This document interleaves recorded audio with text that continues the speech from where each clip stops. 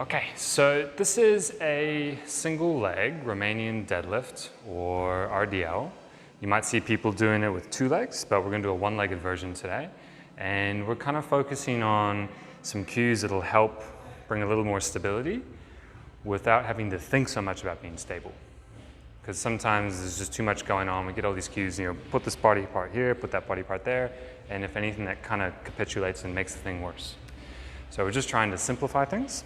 It's a really useful exercise, say after hamstring injuries, if we're trying to learn how to get into some shock absorbing mechanics, or maybe you just need to be better at picking things up and down off the ground. So you could be looking at back pain, hamstring pain, ankle stability after sprains, really useful for all those things.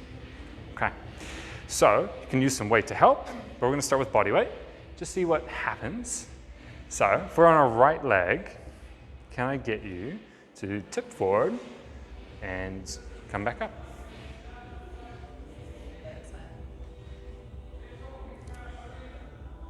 Nice, coming back up. Let's try one on the left, please.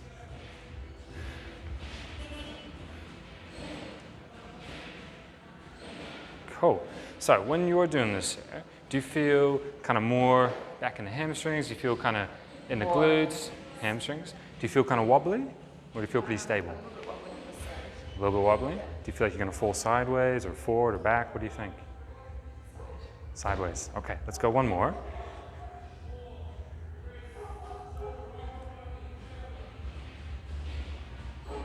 Okay. So, one cue we can use is using our eyes a bit. So, can I get you, Sarah? When you're going down, I want you to try and look. Just choose a color or some object over there, and just keep your eyes on it as you go down. Okay.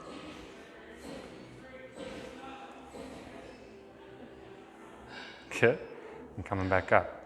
So we know that Sarah's kind of using her eyes a little bit more to help out with the balance.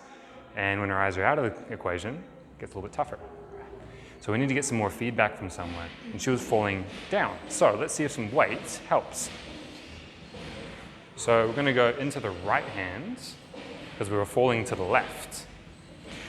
So try the same thing. We're still looking forward and going down.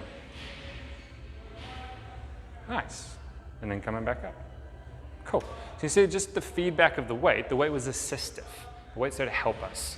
And as we get better and better, then to make it harder, you put the weight in the other hand. Yeah? So a couple real simple cues. If I take that away, one that probably Sarah doesn't need is one that you guys might find helpful, is that when you go down, your back leg, I want you to try and touch the wall behind you. So you're really reaching out with the leg. Okay, so let's try one of those.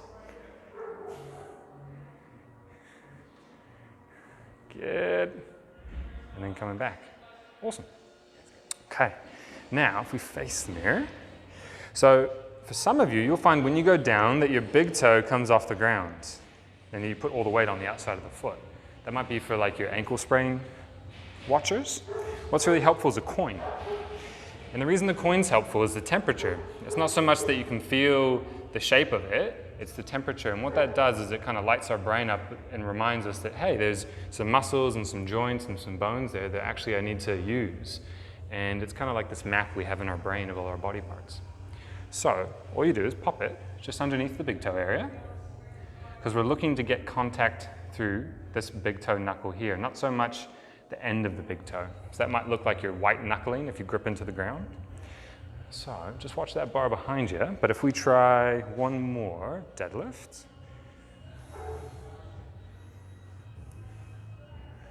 Nice. And then coming back up. Cool. So the coin's just there to help keep that foot nice and stable on our tripod, which is big toe, little toe, and heel. We want all 3 points of contact so that we can be nice and stable.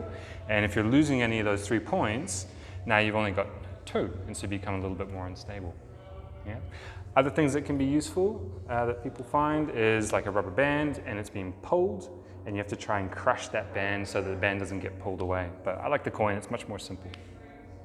So you'd be doing sets again, probably with time, so you don't have to focus on reps, but spend some time just focusing on technique. Have a mirror so you can see what's going on, or record yourself because you might be doing some funky stuff.